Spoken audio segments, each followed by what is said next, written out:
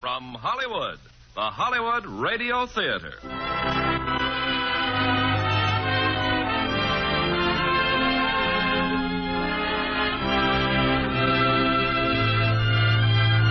Starring Jane Wyman, Fay Bater, and Frank Lovejoy in The Glass Menagerie. Ladies and gentlemen, your producer, Mr. Irving Cummings. Greetings from Hollywood, ladies and gentlemen.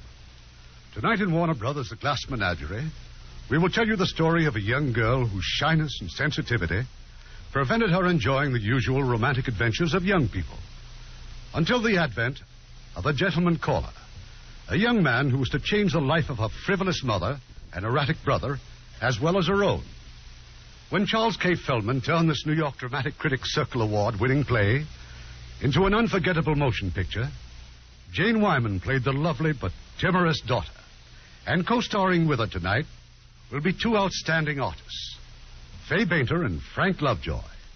Now, Act One of The Glass Menagerie, starring Jane Wyman as Laura Wingfield, Fay Bater as Amanda Wingfield, and Frank Lovejoy as Tom Wingfield.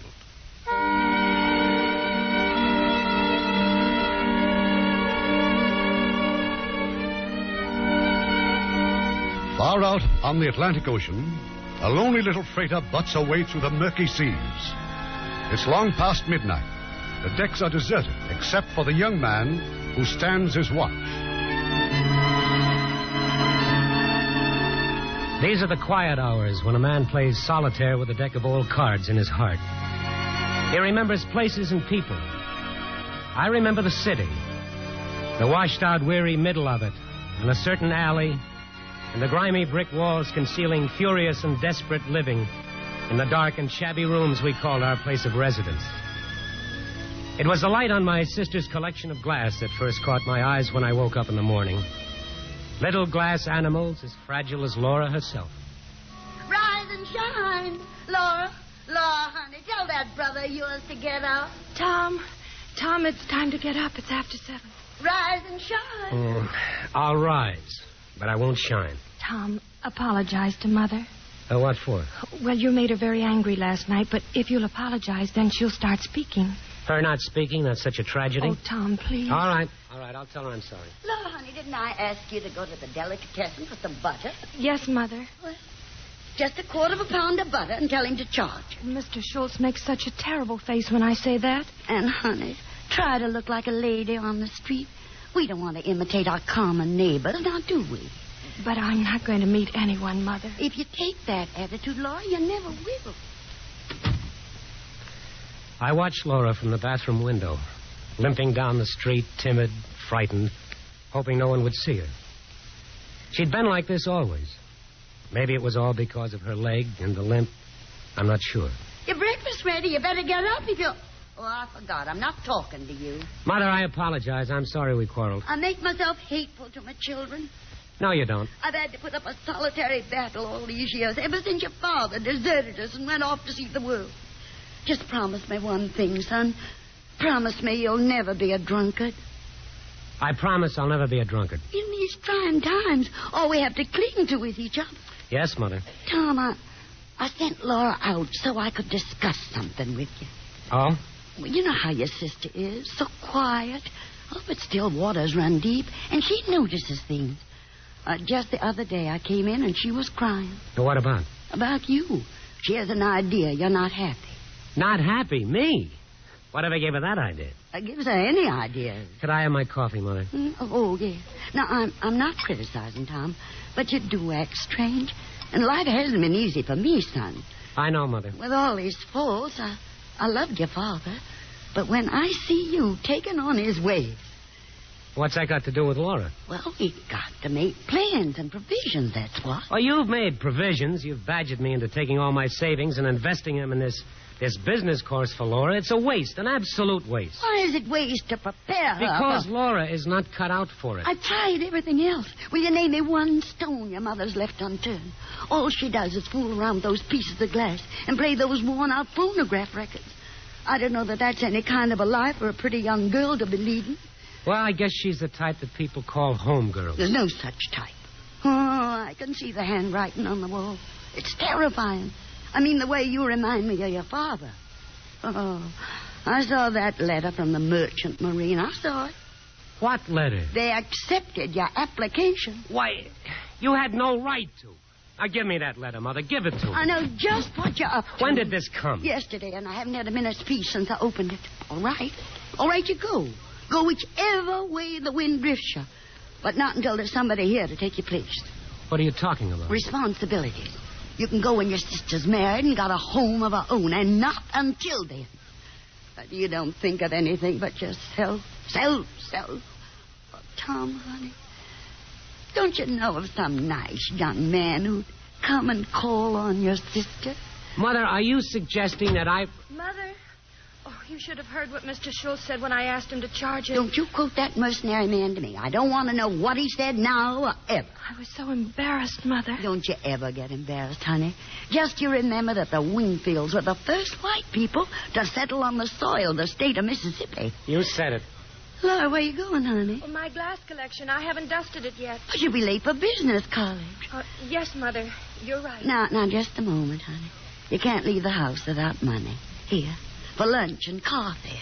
Thank you. Goodbye, Mother. Tom. Bye. Now, use the streetcar, honey. Our public transportation system should be used liberally. After all, we pay for it out of our taxes. Goodbye, honey. Goodbye, Mother. Well? Well, what, dear? Anything else to tell me this morning? Not a thing. Then I'll go to work. But you will try, won't you, Tom? While you're there, you'll try to find a nice, clean, wholesome boy for your sister. Just take it easy, Mom. See you later. All I ask is of you to try. For Laura, Tom. Find somebody for Laura.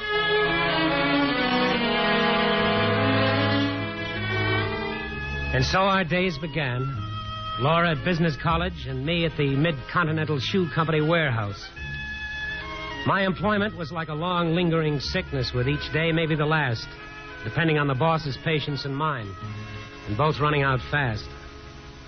And then at 6 o'clock, I'd be home again. Supper's ready, Tom. Oh. What are you looking at? Your collection, your glass menagerie. Something's different, though. Look again. This one, it's new. It's beautiful. I found it today. You found it? I bought it. Everything in the window was half price. No lunch, hmm? It's a unicorn, like a horse with a horn in the middle of its forehead. It's pretty, Laura. It's real pretty. How was school? All right, I guess. Supper's ready, Tom.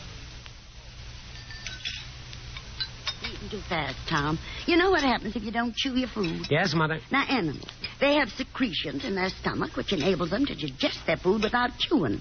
But human beings must chew their food before they swallow it down. I prefer to gulp. Don't you want to give your salivary glands a chance to function? You know what I really want, Mother? I want peace. And peace has got very little to do with my salivary glands. My salivary glands are getting along fine. Now, please, just leave me alone. You are not excused from the table. I'm going to get a cigarette. You smoke too much. I'll bring the coffee, Mother. Oh, no, honey, no. Just resume your chair, little sister. We've got to keep you fresh and pretty for your gentleman callers. I'm not expecting any gentleman callers, Mother. Oh, but sometimes they arrive when we least expect them. We have to be prepared. Fortunately, when I was your age, I understood the art of conversation. I'll bet she did.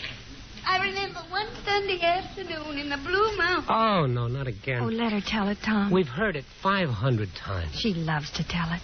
I'm listening, Mother. Yeah, what about that Sunday in the Blue Mountain? Only one Sunday afternoon, mind you, I received 17 gentlemen callers. And I entertained them all there at our plantation in Blue Mountain. I tell you, they were some of the most prominent men in the Mississippi Delta. But it wasn't enough in those days for a girl to have a pretty face and a graceful figure. You had to have a nimble wit and a tongue to meet all occasions. Well, I remember how every one of my gentlemen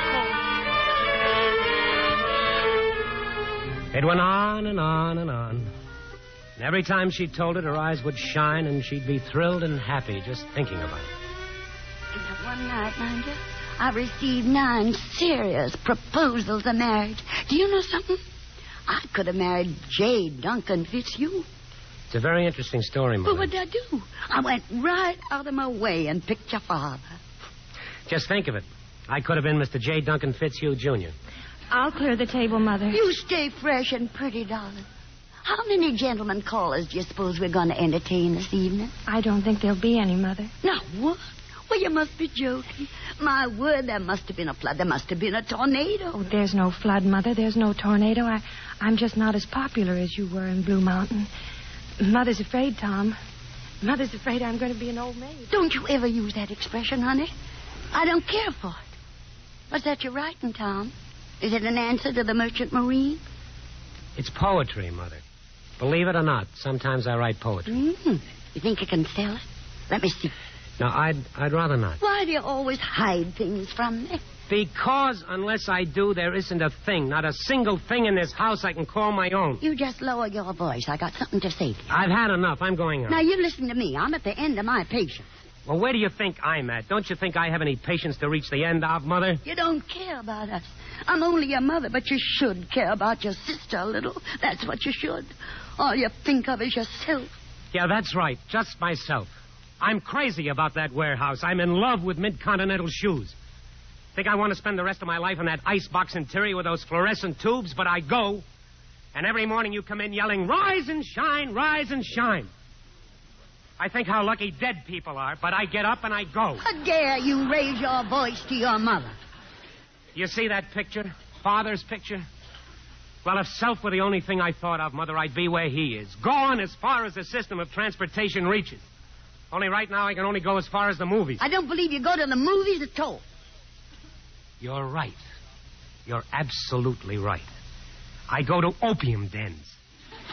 Dens of vice and criminal hangouts. I'm a hired assassin. I carry a Tommy gun and a violin case. I'm leading a double life. By day, I'm a poor warehouse worker, but by night, I'm a dynamic czar of the underworld. Mother, my enemies plan to dynamite the place. Oh, no. Oh, yes. And they're going to blow us all up. And you'll go up over the Blue Mountains. And you'll go on a broomstick. Up on a broomstick with 17 gentlemen callers trailing behind you. Tom! There. Now, you see what you've done? Smashed one of our pretty little animals. Laura, I'm sorry. It was an accident. Oh, yes, I know it. It's just an accident. Good night, Mother. I'll never speak to you again as long as I live. Do you hear me? Never. Not until you apologize.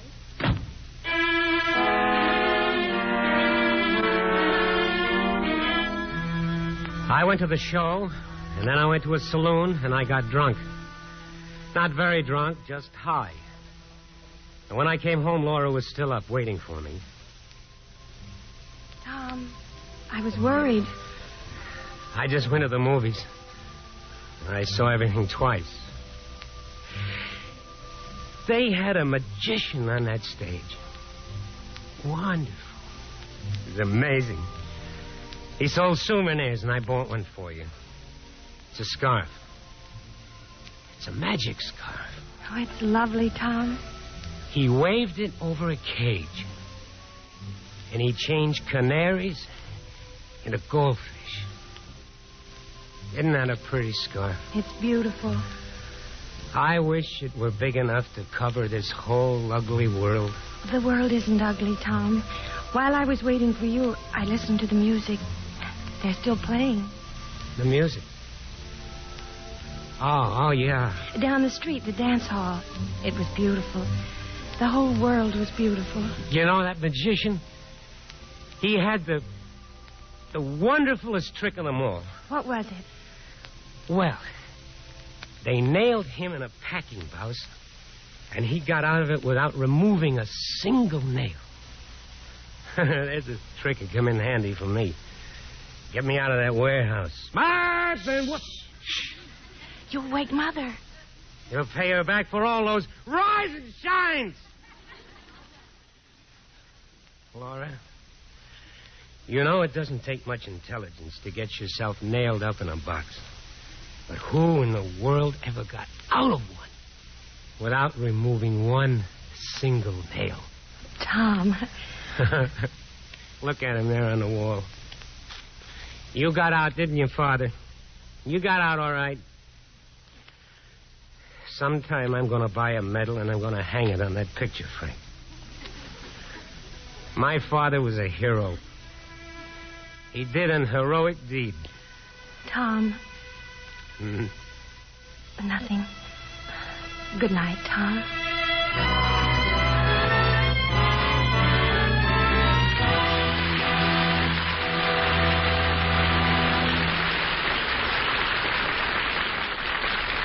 Act 2 of The Glass Menagerie in a moment.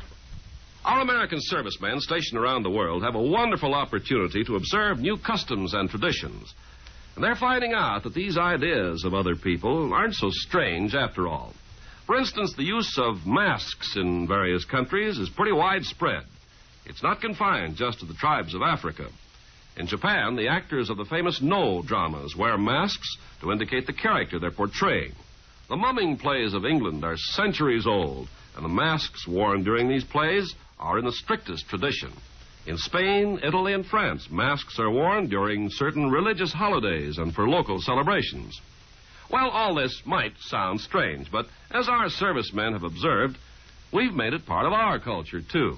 We have masquerade parties and masked balls. We have the famous Mardi Gras in New Orleans. At Halloween, our kids wear the masks of witches, skeletons, goblins, and ghosts. For the price of one box top, our younger generation can also assume the identity of anyone from the Lone Ranger to Jerry Lewis by putting on a mask. The same is true of other customs and traditions around the world. The way of doing things may be different, but the ideals are the same. And they're important to the people who follow them. Our servicemen are helping to maintain goodwill by observing the customs of other people in other lands. And now our producer, Mr. Cummings. Act 2 of The Glass Menagerie, starring Jane Wyman as Laura, Fay Bainter as Mrs. Wingfield, and Frank Lovejoy as Tom, with Tom Brown as Jim O'Connor.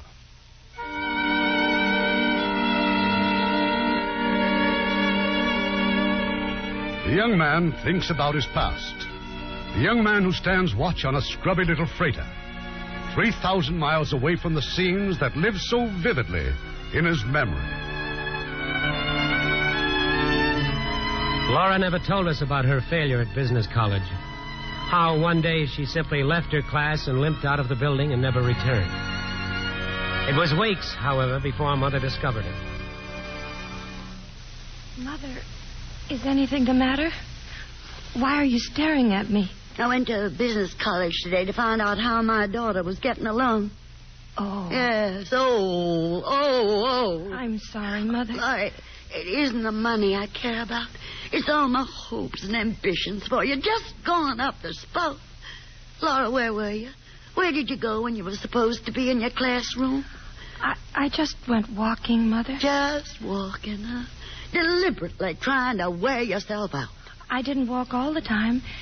Sometimes I went inside places to rest. Inside where? The library and the park. Lately, I've been spending my afternoons in the big glass house where they grow tropical flowers. Tropical flowers? Laura, what are we going to do for the rest of our lives? Just sit in this room and watch the parades go by? Amuse ourselves with the glass menagerie? Laura, what is there left for us but dependency for the rest of our days? Oh, I won't be dependent, Mother. I'll go out and find work. Work? What work? I know so well what becomes of unmarried women who aren't prepared to occupy a position in life. Barely tolerated spinsters living on some brother's wife or sister's husband. Stuck away in some little mousetrap of a room, eating the crust of humility all their lives. Is that the future we've mapped out for ourselves? Oh, no. Well, I declare it's the only alternative I can think of. Of course, some girls get married. Honey, that's what we're going to do. We're going to get you married. But, Mother, I'm crippled. Don't use that word. How many times I've told you never to use that word? You just have a slight defect, that's all. Hardly noticeable. People have a slight defect. Well, they cultivate other things to make up for it. They develop charm and vivacity and charm. Girls who aren't cut out for a career in the business world usually end up married to some nice young man. But, Mother, who would want to marry... You're not a cripple. Walk, Laura. What? You walk. I want to see you walk.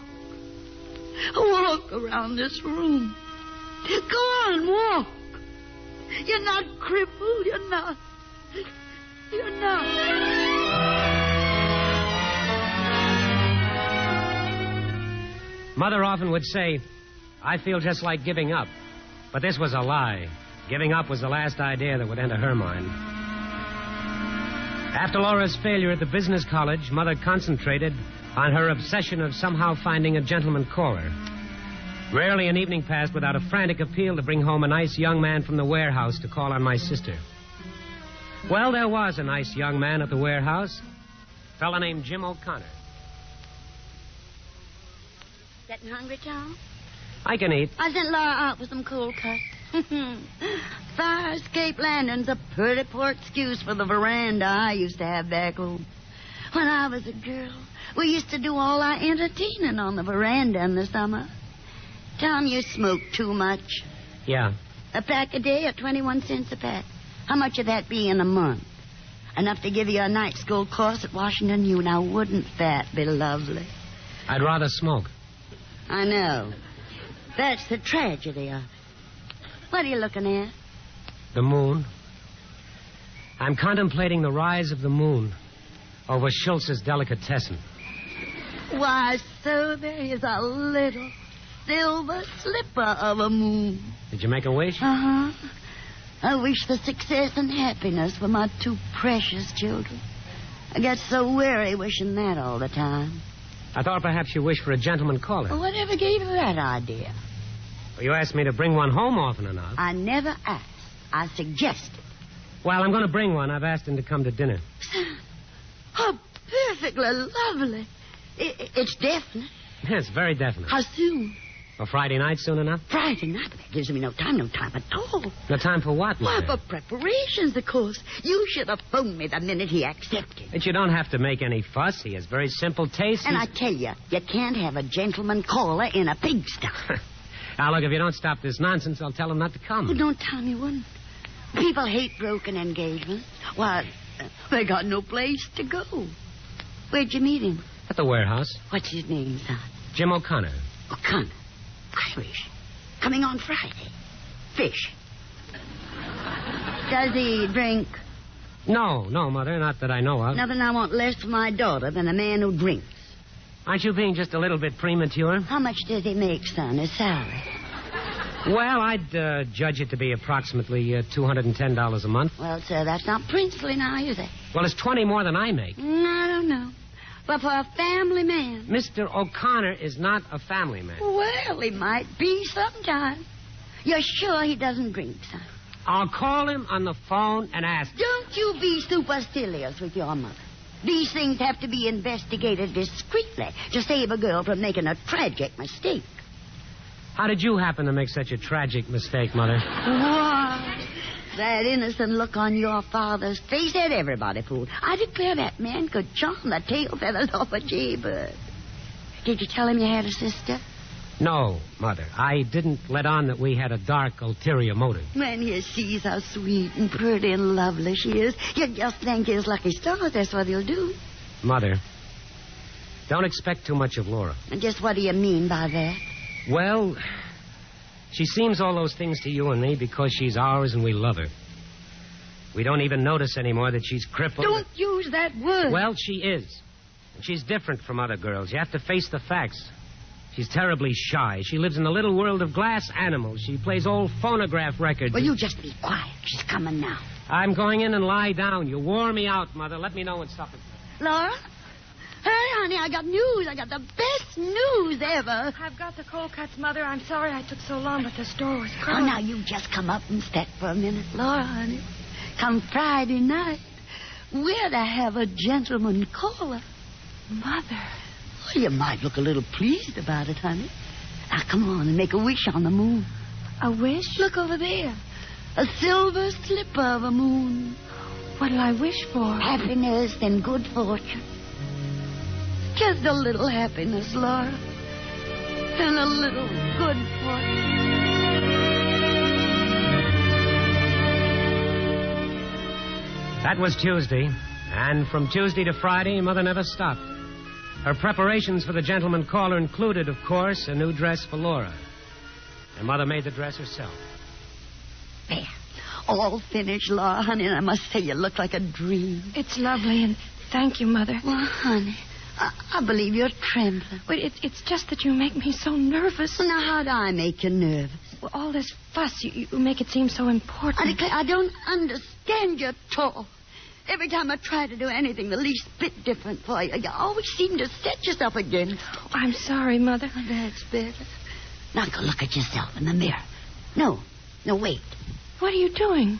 Improvements, honey. They're called gay deceivers.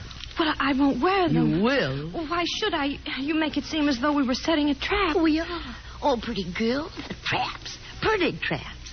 Men expect them to be. And now, young lady, go look at yourself. Pretty as an angel on a postcard. I still wish we didn't have to fuss so much. What's his name, Mother? O'Connor. Jim O'Connor. I declare I never knew a Jim that wasn't nice. I knew a Jim O'Connor in high school. Did you now? If it's the same one, you'll have to excuse me. I won't come to the table. Won't come to the table? What nonsense is this? Whether it's him or not, you won't be excused from this particular table. I have to be. I am not going to humor your silliness, Laura. I've had just about enough from you and your brother both. Now, honey, you just compose yourself and let them in when they arrive. Please don't make me open the door. Why, you'll be in the kitchen busy making the dressing for the salmon. All this silliness over one gentleman caller. What would you do if there were 17?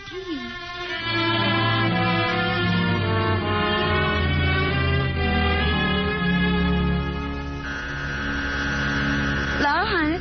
Laura, the door. Tom must have forgotten his key. Mother, please. You go to the door. Why have you chosen this moment to lose your mind? Oh, please, Mother, please. I can't. I'm sick. Just a second, Tom, honey. Laura Wingfield, you march right to that door and let them in. Now do as I tell you.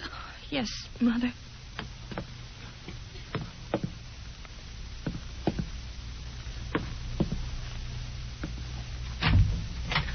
Well, hello, Laura. This is Jim. Jim, this is my sister, Laura. Oh, I didn't know you had a sister. Well, pleased to meet you. How do you do? Hey, your hands are cold, Laura. Yes, I've been playing the Victrola. Excuse me. What's the matter? Oh, Laura? Oh, she's very shy. Oh, shy, huh? Hey, you never mentioned you had a sister. Tom? Yes, Mother? Is that you and Mr. O'Connor? Yes, Mother. Now, you just make yourselves comfortable. Ask Mr. O'Connor if he'd like to wash his hands. Oh, well, thanks, but I took care of that at the warehouse. Hey, who's that? The fancy photograph. Oh, that's my father. He used to work for the telephone company, and he fell in love with long distance. He's been absent for 16 years. Yeah, he's smiling. Picture, I mean. He's laughing at us. Jim, I just as soon you didn't mention anything to my mother about my plans. You know, the Merchant Marine. Oh, whatever you say, Shakespeare. I paid my dues this month instead of the light bill. Oh, you'll be sorry when they turn the lights off. I won't be here. How could you do a thing like that? Take it easy. Here's my mother. Good evening, gentlemen. Why, Mother, you look so pretty. Thank you, son. But I wish you'd look pleasant when you're going to say something pleasant so I could expect it. So this is Mr. O'Connor. Well, how do you do, Mrs. Wingfield? I've heard so much about you from my boy. I finally said, Tom, I said, good gracious, why don't you invite this paragon to supper? Now, Mother. It's been warm. I do hope the rain's going to cool things off. Oh, I think it will. Supper about ready, Mother? Better ask sister. You just tell her that you two big, hungry men are waiting for her. You met Laura, Mr. O'Connor. Oh, yes, ma'am. She's very pretty. Oh, yes, ma'am. She's domesticated, too. Very rare to find a girl as sweet and pretty and lovely as Laura, and so domesticated. I never was at all. Oh, no. No, I wasn't now. I never could make a thing but an angel food cake. But then, of course, in the South, we had so many servants. Gone. All vestige of gracious living. Just gone completely. Well, yeah. It's, I mean... I just wasn't prepared for what the future dealt me, Mr. O'Connor. Yes. I married a man who worked for the telephone company. He fell in love with long distance. Yes, I know. Tom He started to travel and just kept on traveling. Looks like supper's on the table, Mother. Is it? Oh, where's Sister? Well, Laura isn't feeling well. She thinks she better not come to the table. What nonsense. Laura, honey, we can't be seated until you come to the table. Yes, Mother. This is your place, Mr. Connor, next to Laura's. Laura, honey, you're keeping us waiting. Mother, Laura, your arm's thick. Oh, I'm so sorry. Tom, take your sister into the living room. You go in and rest yourself on the sofa, honey. Standing over a hot stove, Mr. Connor, made her sick. Oh? She's normally such a healthy girl. I told her it was too warm this evening. This rain ought to make things fresh and cool. Oh, yeah. She'll be all right, Mother. Well, I think we may have Grace now. Tom, honey, say Grace. Say what? Son, what do we usually do before we eat a meal? Argue. That's not a bit comical, Tom. I'm sorry. For that which we are about to receive, we thank thee, O Lord. Amen. Amen. Oh, my goodness. Now, what's happened to the electric light? Oh, they've gone out. Yeah. What do you suppose has happened, Tom? Well, I declare. Where was Moses when the lights went out? What? You know the answer to that one, Mr. Connor? I heard it once, but it wasn't very nice. Well, now, it appears we'll have to dine by candlelight. Well, that's fine with me. That's because you're romantic, Mr. O'Connor. I'll go fetch the candle. Mother knew why the lights went out, but a little matter like an unpaid electricity bill wasn't going to spoil her plans. After dinner, she assigned me to help her with the dishes. And as for Jim... Laura's all by herself in the parlor, Mr. O'Connor. Why don't you just go in and keep her company? Oh, sure, I'd like to. All right. Oh, hello, Laura. Hello? Feeling better? Yes, thank you. Where'll I put the candle? Oh, anywhere. How's this? That's fine. Oh, but now I can't see you. You're way over there. I can see you. Yeah, but that's not fair. I'll just have to come over there to you. You mind if I sit on the floor? No. Well, how about you? Don't you like to sit on the floor? Yes, I do. Oh, why don't you? I will. Here, take a pillow. There. How's that? Comfortable? Yes, thank you. Yes, am I. Comfortable as an old cow.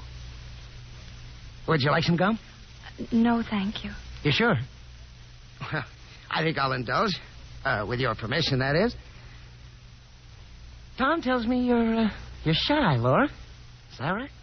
I don't know. I judge you to be an old-fashioned type of a girl, and that's a pretty good type to be. Oh, I hope you don't think I'm being too personal, do you? Oh, no. Oh, good. I think I'll have a piece of chewing gum now, if you don't mind. Oh, sure. Thank you. Well, Mother, how are they getting along in there? How should I know? Because you were just listening to them behind the portiere. I couldn't hear a thing. Well, if you want to listen, why don't you go in the dining room, sit down, and be comfortable? I don't consider that any more amusing than you're not paying the light bill. All I know, this is the first young man we've introduced to your sister. I want it to be a success. Oh, I do so much want it to be a success.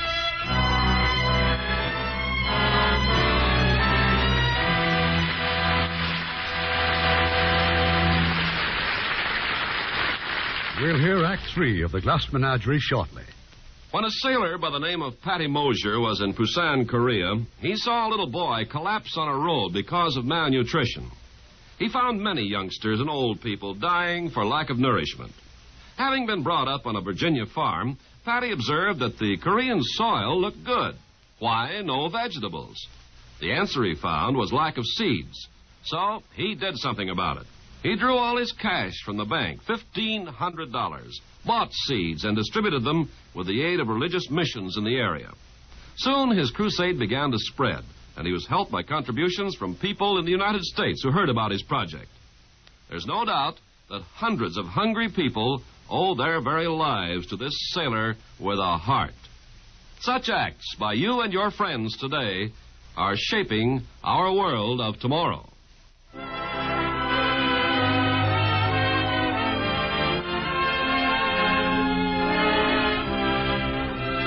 We pause now for station identification.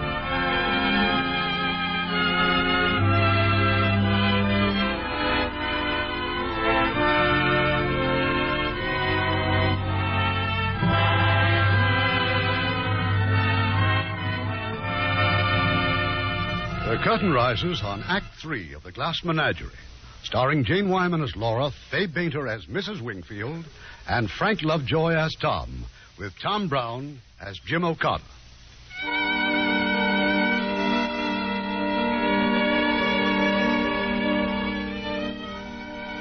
I was telling you about the night Jim O'Connor came to dinner. The night the lights went out because I hadn't paid the bill.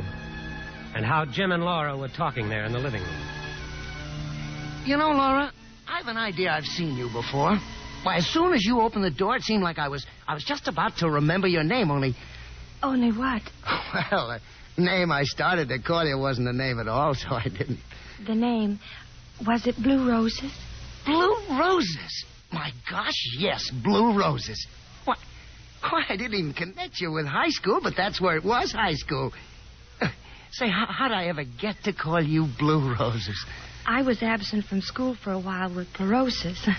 And when I came back, you asked me what was the matter. You thought I said Blue Roses. Oh, yeah. You know, this is sure funny. Yes, it is. Yeah, sure. You were the girl who was always late. It was very hard for me to get up the stairs. I had a brace on my leg then, and it clumped so loud. Ah, I never heard any clumping. Oh, to me, it sounded like thunder. I used to have to go clumping up the aisle while everyone was watching because my desk was on the far side. Ah, you shouldn't have been so self-conscious. Oh, I know, but I was. So that's why you sort of stuck by yourself, huh? Well, I've never had much luck making friends. You know, Laura, people aren't so dreadful when you get to know them. Everybody's got problems. Oh, there are lots of people just as disappointed as you are. Well, take me, for instance. You? Are you disappointed? Well, I sure thought that by now I'd be further along in the world than I am.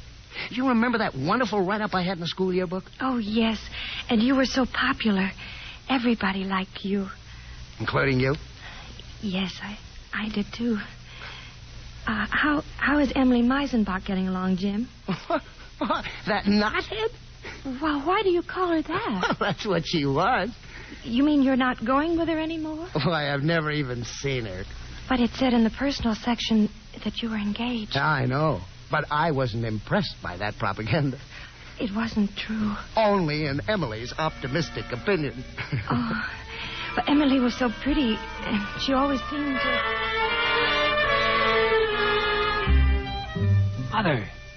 Mother, now take it easy. Oh, what a nice young man. I do hope he appreciates Laura. Such a pity she had to collapse at the table. Did you see how beautifully he acted? Took no notice at all. Calm yourself, Mother. Remember what you always say. Possess your soul in patience. Lordy me, the things you remember. Now, shush. I want to listen. Did you finish high school, Laura? No, I didn't go back. Well, what have you done since? Well, I took a business course at business college. Uh-huh. How'd that work out? I couldn't keep up with the others, so I dropped out. You know what I judge to be the trouble with you? Inferiority complex. I know. I had it, too. You didn't? Yes, sir. A lack of confidence in yourself. Oh. Yeah, for instance, that clumping you thought was so awful in high school, you see what it did? You gave up an education all because of a little clump which is, well, practically non-existent. Oh, but that's not true. You've seen me walk. And you know what my strong advice is to you? Think of yourself as superior in some way. Now, just look around you. Now, isn't there something you're more interested in superior in than anything else? Well, I do have my glass collection. Glass? What kind is? Little ornaments. Animals, mostly. Oh. They're right in back of you on the table. Huh? Oh, yeah. Here's an example of one if you'd like to see it. Oh, sure. Oh, be careful. If you breathe, it breaks. There. Now you're holding it gently. Yeah. Oh, what is it? It's a unicorn. Oh, yeah, sure. Unicorn. You see how the candlelight shines through him? Yeah. Yeah, say it sure does shine. I shouldn't be partial, but he's my favorite one. Unicorn. Say, aren't they extinct in the modern world? Well, yes, but he doesn't complain about it. He stays with the other horses that don't have horns. They seem to get along very nicely together. How do you know? Well, I haven't heard any arguments among them. Well, it's a pretty good sign. Let's see if it stopped raining, huh? Well, looks to me like it stopped. Okay if I open the window? I wish you would. The air's nice after a rain.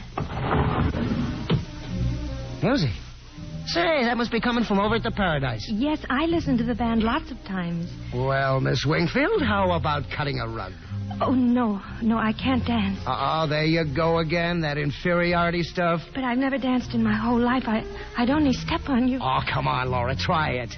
Look, just hold up your arms a little. Now, a little bit higher. There, that's right. But you don't understand. No, don't tighten up. The main thing is to let yourself go. Now, come on. I'm trying. That's it. Easy does it. Now, just loosen the backbone. There. Now you're getting it? Am I? Sure, that's lots better. In my opinion, the waltz is one of the most beautiful... The unicorn. I bumped into the table, or it's broken. It's just the horn. The horn snapped off. Gee, your favorite piece of glass, too. Oh, it doesn't matter. Maybe it's a blessing in disguise. I'm sorry, Laura. Well, I'll imagine that he's had an operation. It'll make him feel less freakish. Now he'll be more at home with the other horses. Well, it's sure nice you have a sense of humor about it. Say, how about us going dancing at the Paradise? Oh, no. Yeah, well, why not? Well, I've never been there. Well, it's all the more reason you should go. No, I couldn't. Oh, there you go again. Oh, Laura, you're going to have confidence in yourself, and I'm going to give it to you. But what about Mother and Tom? Oh, I'll take care of that. Oh, Mrs. Wingfield. Mr. O'Connor, did you call? Oh, I didn't know you were so close. Pardon me for shouting. Laura and I have decided to go dancing. Do you mind? Do I mind? Why, no, indeed, I don't mind. Oh, thank you. And when you come back, I'll have refreshments waiting for you. Well, Miss Wingfield, may I have the first dance? Tom, you've done it. All right, Mother. What have I done this time? He's taking her dancing. He's holding her arm. Oh? Oh, I've dreamt and worried and prayed for this day. You have too, son. I know you have. But, Tom, it's all come true.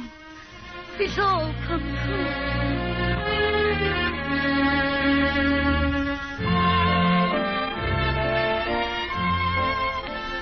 Well, this is it, Laura. Now you know what it's like in here. Well, shall we dance? Well, couldn't we wait a little while? Oh, it's another waltz. Well, all right. We'll show them how. Easy does it. That's it. See, that's good. Having fun? Sure you are. Hey, what's the matter? You got tears in your eyes. Oh, no. It's just smoke. Cigarette smoke. I like the way you smile. With your eyes. Doesn't everybody? Oh, no, not at all. Most people just smile with their lips. Doesn't mean a thing. Oh, you're doing great, Laura. How do you think we ought to rest for a while? All right, Jim.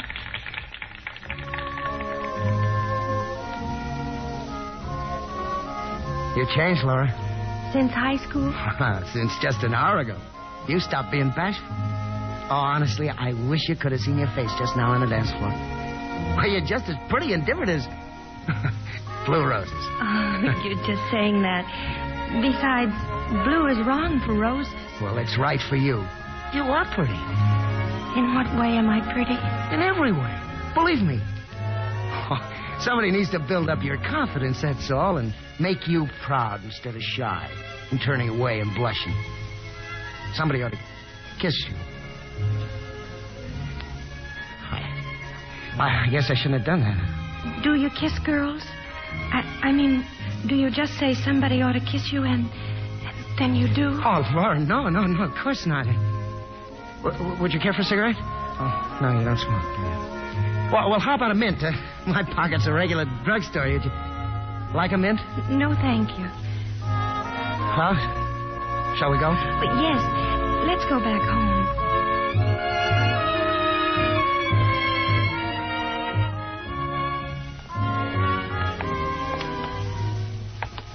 You know, Laura, if I had a sister like you, I'd do the same thing as Tom. What's that? The same as Tom? Well, I'd bring fellas home to meet you, the type to appreciate you. Only Tom made a mistake about me. A mistake? Well, yeah, you see, I can't take your phone number, and I can't call you up next week and ask you for a date.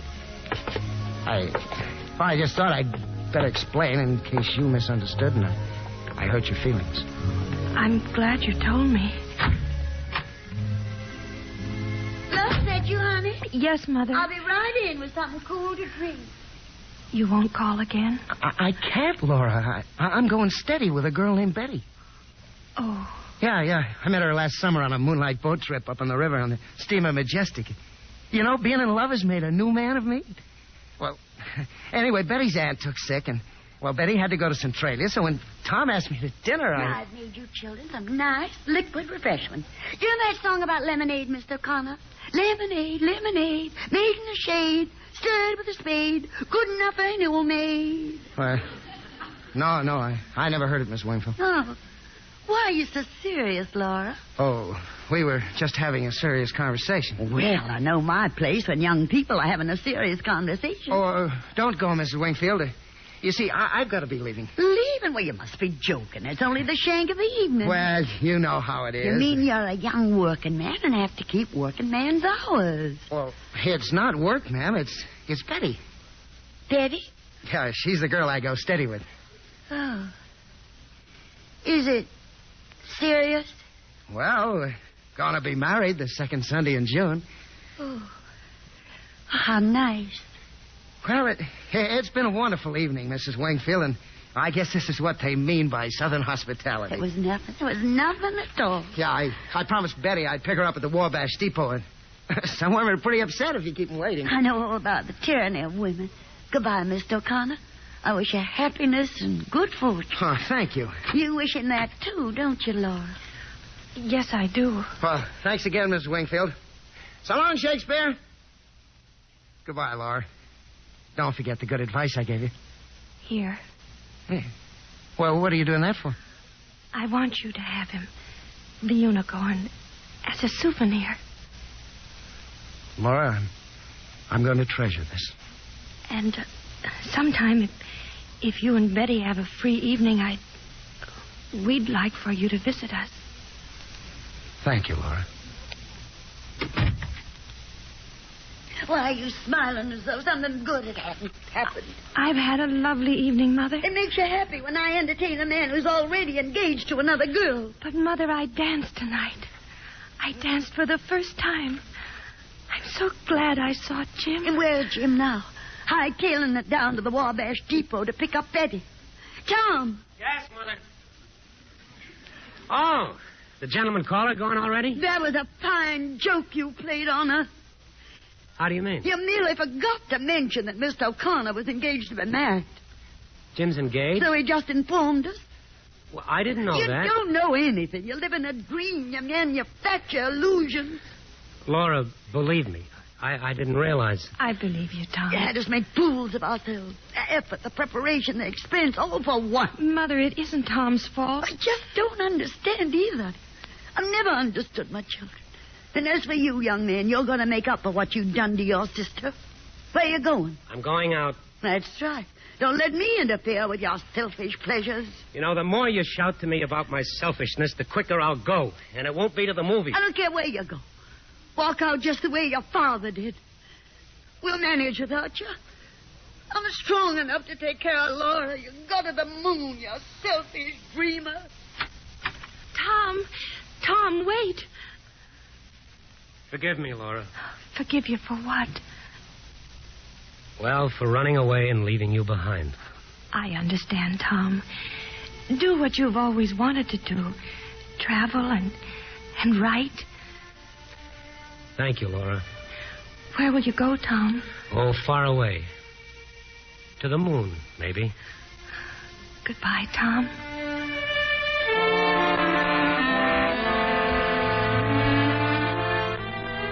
I didn't go to the moon, but sometimes I think I went much further. I might have stopped traveling long ago, but I have the feeling that something's pursuing me. It comes on me unawares. It takes me by surprise. And all at once, it's just like my sister is touching me on the shoulder, and I turn around, and I look into her eyes. Laura, I tried to leave you behind me, but I'm more faithful than I intended to be.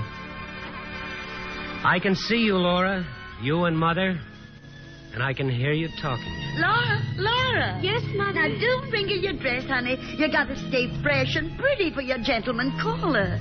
What did you tell me a young man's name is? Richard. Richard? I've never known a Richard that wasn't nice. What time do you expect him, honey? Right now, Mother. Now? Look out the window. He's coming up the street. Why, so he is. My, and such a nice-looking young man. The long-delayed but always expected something that we live for. Hello, Laura. Hello. And that's how I remember them. My mother and my sister.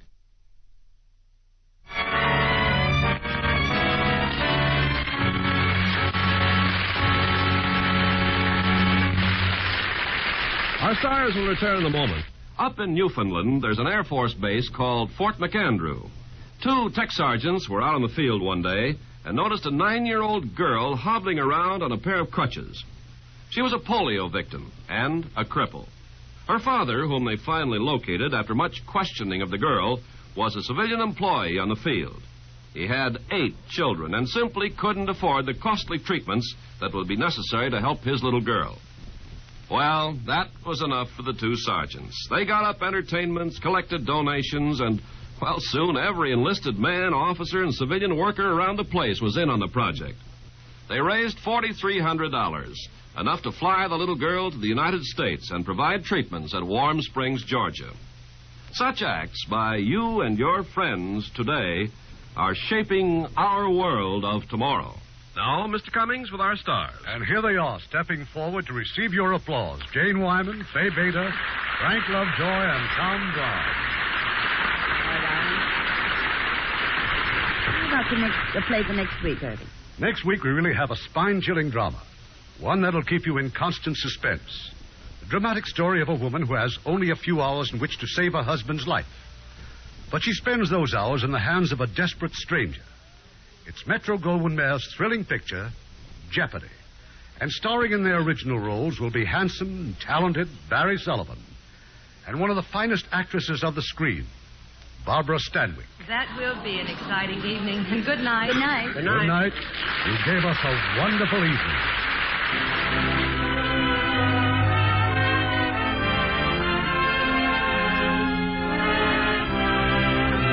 Radio Theater is a presentation of the United States Armed Forces Radio and Television Service.